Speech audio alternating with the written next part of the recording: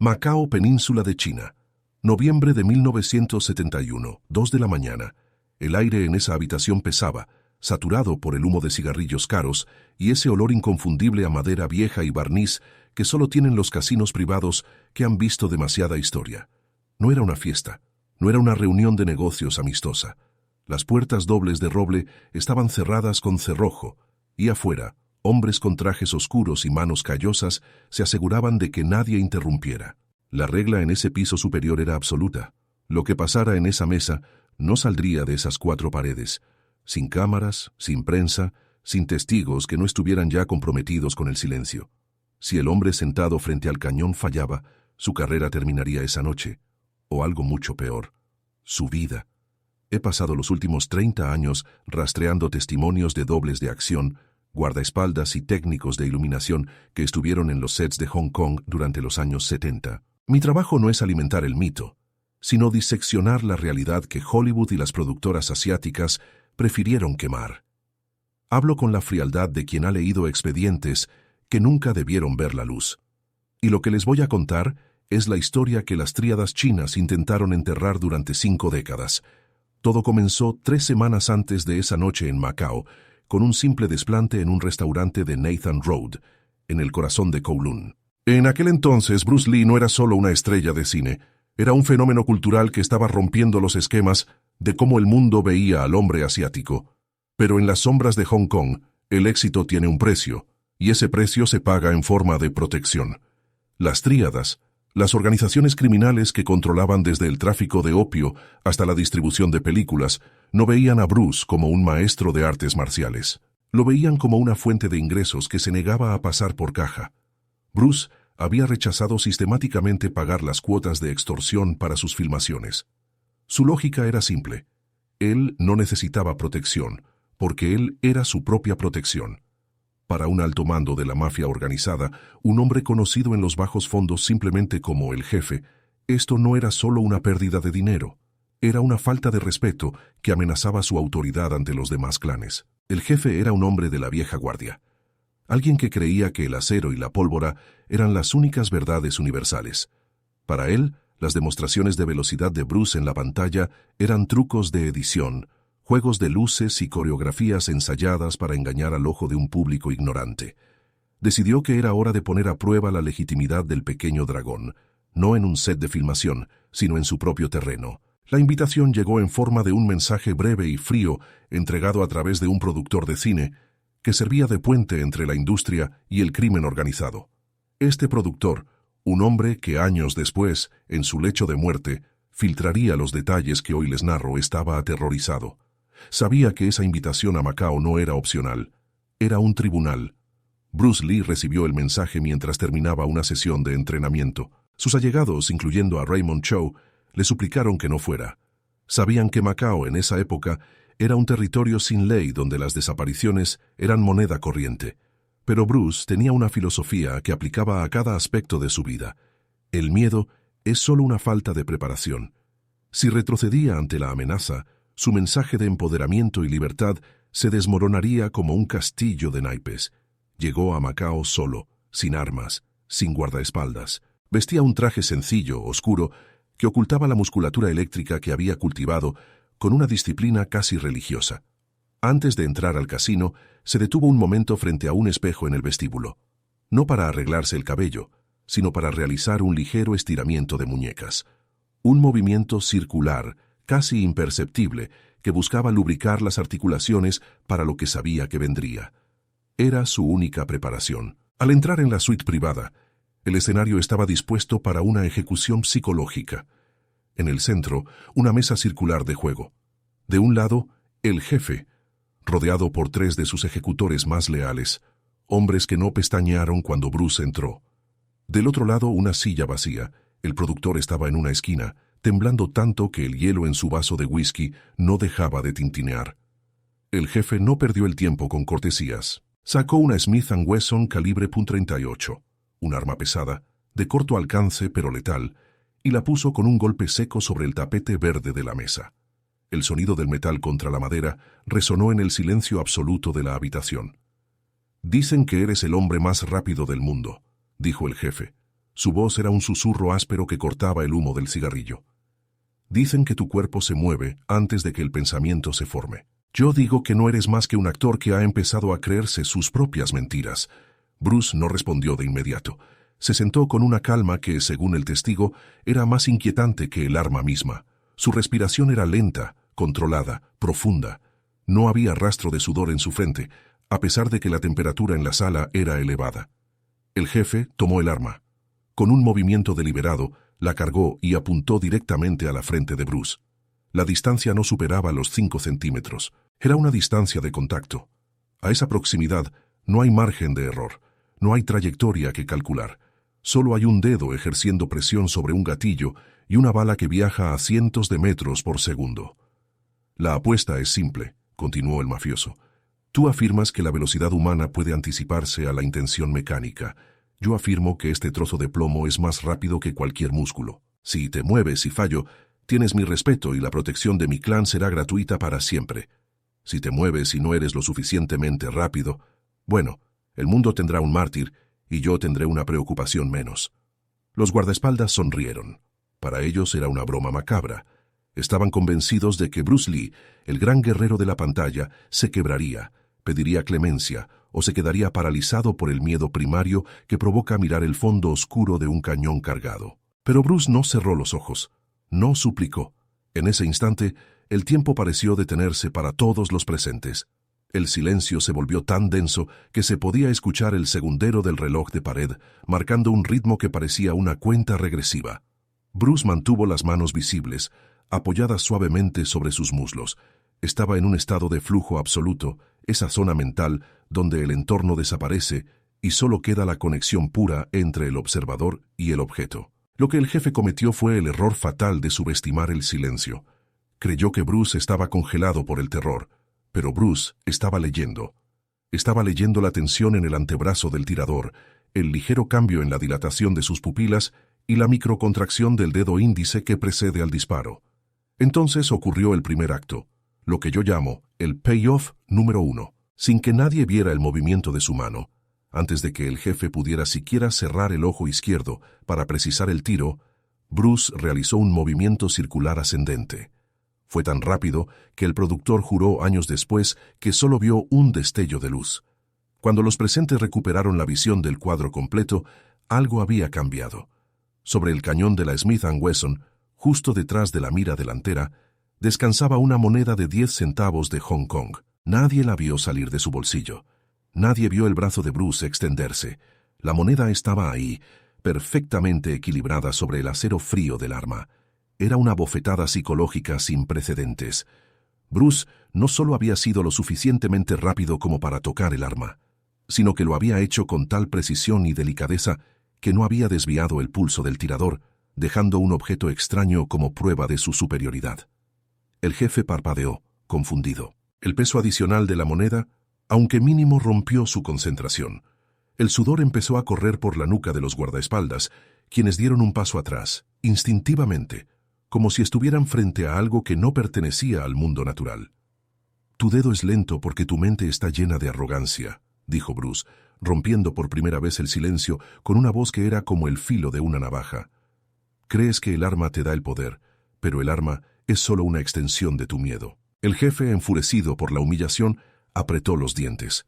El truco de la moneda lo había dejado en ridículo frente a sus subordinados. Su rostro se transformó en una máscara de odio puro. Ya no era un desafío de habilidades. Era una cuestión de supervivencia para su ego. Esta vez no habrá trucos, rugió el jefe, mientras con un movimiento brusco tiraba la moneda al suelo. Esta vez voy a apretar el gatillo. No voy a dudar. Si realmente eres el pequeño dragón, espero que tus ancestros estén listos para recibirte. El dedo del mafioso comenzó a ejercer la presión final. El martillo del arma empezó su lento recorrido hacia atrás. El aire en la habitación se terminó. El productor cerró los ojos esperando el estallido que mancharía las paredes de rojo, pero lo que ocurrió en los siguientes 0.8 segundos no fue una pelea. Fue una corrección de la realidad. Fue el momento en que la física y el entrenamiento extremo se encontraron para demostrar que, a veces, el hombre es más que la máquina. En ese preciso instante, el tiempo dejó de ser una medida lineal para convertirse en una serie de fotogramas congelados. El dedo del jefe se volvió blanco por la presión sobre el gatillo. El martillo de la Smith & Wesson retrocedió, venciendo la resistencia del muelle interno. Era el punto de no retorno. En cualquier otra circunstancia, bajo cualquier otra lógica, la historia habría terminado con un estallido sordo y un cuerpo cayendo al suelo de madera. Pero Bruce no esperó al sonido. Él ya estaba moviéndose antes de que el percutor golpeara el fulminante. Lo que los testigos describieron después fue algo que desafiaba la física del combate. Bruce no se lanzó hacia adelante como un animal desesperado. Se deslizó como el mercurio. En un movimiento que duró exactamente 0.8 de segundo, su mano izquierda, abierta como un abanico de acero, golpeó el costado del cilindro del arma. No fue un golpe de fuerza bruta, sino una desviación quirúrgica. Desvió el eje del cañón apenas unos centímetros, lo suficiente para que la trayectoria de la bala, en caso de salir, pasara a un costado de su sien. Casi al mismo tiempo, su mano derecha se convirtió en un proyectil de precisión. Sus nudillos impactaron con la fuerza de un martillo en el nervio cubital, justo por encima del codo del jefe. Es un punto de presión que, si se golpea con el ángulo y la velocidad correctos, produce un colapso eléctrico inmediato en el sistema nervioso del brazo. El resultado fue instantáneo. Los dedos del jefe perdieron toda su fuerza, abriéndose involuntariamente por el espasmo. El arma no se disparó. En lugar de eso, el revólver fue arrebatado de su mano por la inercia del movimiento de Bruce. Por un segundo, el silencio en la habitación fue tan profundo que se podía escuchar el zumbido de las luces fluorescentes en el pasillo. Nadie respiraba. El jefe se quedó mirando su propia mano, que colgaba inerte a su costado, paralizada y temblorosa. Sobre la mesa de juego, donde antes había fichas y ceniceros, ahora descansaba el revólver. Pero no estaba como antes. Bruce, en ese mismo microsegundo de acción, había presionado el retén del cilindro. El arma estaba abierta, con las 6 balas de calibre .38 desparramadas sobre el tapete verde. Parecían dados arrojados en una apuesta que el mafioso acababa de perder de la forma más humillante posible. Bruce se enderezó. No había rastro de agitación en su rostro, ni siquiera su respiración se había acelerado. Miró fijamente a los ojos del jefe, quien todavía procesaba el hecho de que seguía vivo, solo porque el hombre frente a él así lo había decidido. «Un arma», dijo Bruce, con una voz que cortaba el aire como un cristal. «Solo es peligrosa cuando el hombre que la sostiene cree que es superior a su propia naturaleza. Tú confiaste en el acero. Yo confié en el tiempo. El tiempo siempre gana». Los 3 ejecutores de la tríada dieron un paso adelante, sus manos buscando instintivamente debajo de sus sacos. La tensión alcanzó un punto de ebullición. El productor, encogido en su esquina, estaba seguro de que el lugar se convertiría en un matadero en cualquier momento. Pero el jefe, recuperando lentamente la sensación en su brazo, levantó la mano izquierda para detenerlos. Había algo diferente en la mirada del mafioso. El odio no se había ido, pero había sido reemplazado por un respeto nacido del terror más puro. Acababa de presenciar algo que no debería ser posible. Había visto a un hombre desarmado neutralizar la tecnología más letal de la época, en el tiempo que tarda un corazón en latir una sola vez. «Basta», gruñó el jefe masajeándose el brazo herido. «Salgan todos. Menos el actor». Lo que se habló en esos siguientes 10 minutos, a puerta cerrada solo entre el líder de la mafia y Bruce Lee, nunca fue revelado de forma íntegra, pero los resultados hablaron por sí solos. Esa misma noche, Bruce salió del casino de Macao caminando con la misma calma con la que había entrado. El productor, que lo esperaba afuera con el motor del auto encendido y el alma en un hilo, recordó que Bruce no dijo una sola palabra durante todo el trayecto en el ferry de regreso a Hong Kong. Simplemente miraba el agua oscura del mar de China, con las manos entrelazadas, como si estuviera meditando sobre la fragilidad de la existencia. A partir de esa noche, el acoso de las tríadas contra las producciones de la Golden Harvest cesó de forma abrupta. No hubo más demandas de dinero por protección. No hubo más accidentes en los sets de grabación. Se corrió la voz en los bajos fondos de que Bruce Lee no era solo un artista, sino un hombre que caminaba en una frecuencia diferente a la del resto de los mortales. Pero, ¿por qué esta historia nunca llegó a los periódicos? ¿Por qué no hay registros oficiales de este encuentro? La respuesta es tan clínica como el movimiento de Bruce. Para las tríadas, Admitir que su líder más temido había sido desarmado y humillado por un actor desarmado habría provocado una purga interna. El respeto es la única moneda que mantiene unida a la mafia. Perderlo significa la muerte. Por otro lado, Raymond Chow y el círculo cercano de Bruce sabían que hacer pública esta victoria sería como ponerle un blanco en la espalda a toda la familia Lee. Las tríadas perdonan una derrota, pero nunca perdonan la vergüenza pública. Se pactó un silencio sepulcral. El productor que presenció todo guardó el secreto durante décadas.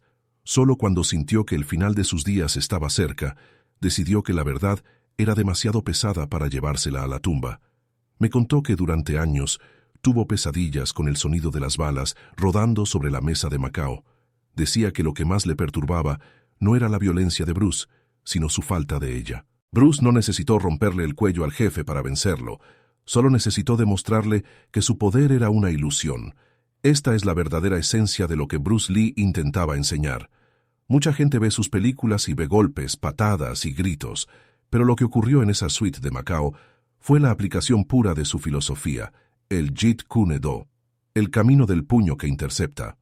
No se trata de pelear contra el oponente, sino de interceptar su intención antes de que se convierta en acción. Aquel noviembre de 1971, Bruce Lee no venció a un arma de fuego. Venció al miedo que el arma representaba. Al final de su vida, Bruce solía decir que no temía al hombre que había practicado 10.000 patadas una vez, sino al hombre que había practicado una patada 10.000 veces. En esa habitación, demostró que había practicado la presencia mental 1.000.000 de veces, hasta el punto de que el peligro ya no era algo externo, sino un elemento más que podía manipular a su antojo. Hoy, cuando paso por las calles de Kowloon o visito los antiguos estudios en Hong Kong, todavía siento el eco de esa noche. La gente sigue debatiendo si Bruce Lee era realmente un luchador capaz de ganar un torneo real o si solo era un gran coreógrafo. Para mí, la respuesta está en ese casino de Macao. Los expedientes que he rastreado, los testimonios de los hombres que hoy ya no están, coinciden en un solo punto. Bruce Lee dominó el tiempo y el espacio de una forma que la ciencia moderna aún intenta explicar. La verdadera maestría no se trata de cuántos enemigos puedes derribar, sino de cómo puedes transformar un conflicto letal en una lección de humildad sin derramar una sola gota de sangre. Bruce Lee no era un mito porque podía romper tablas o volar por los aires. Era un mito porque podía mirar a la muerte a los ojos, a 5 centímetros de distancia, y decirle que su tiempo aún no había llegado. Y es aquí donde la leyenda se vuelve un hecho comprobado. El mundo puede seguir dudando. Pueden decir que es una historia exagerada por el paso de los años o por el misticismo que rodea su figura. Pero en algún lugar de los archivos perdidos de Hong Kong, y en la memoria de los que vieron las balas rodar sobre el tapete verde, la verdad permanece intacta. Aquella noche en Macao, el pequeño dragón no solo salvó su carrera, salvó la idea de que el espíritu humano, cuando está afinado como una cuerda de violín, es capaz de superar cualquier obstáculo mecánico. El arma más peligrosa del mundo nunca fue esa Smith & Wesson calibre .38. Siempre fue la mente de Bruce Lee. Y esa es una verdad que una vez que la comprendes, cambia para siempre la forma en que ves el límite de lo posible. El mundo nunca volvió a ser el mismo después de Bruce Lee, pero él siempre supo que el secreto no estaba en el golpe, sino en el silencio que lo precede. Quien estuvo en esa sala nunca lo olvidó. Y ahora, tú tampoco lo olvidarás.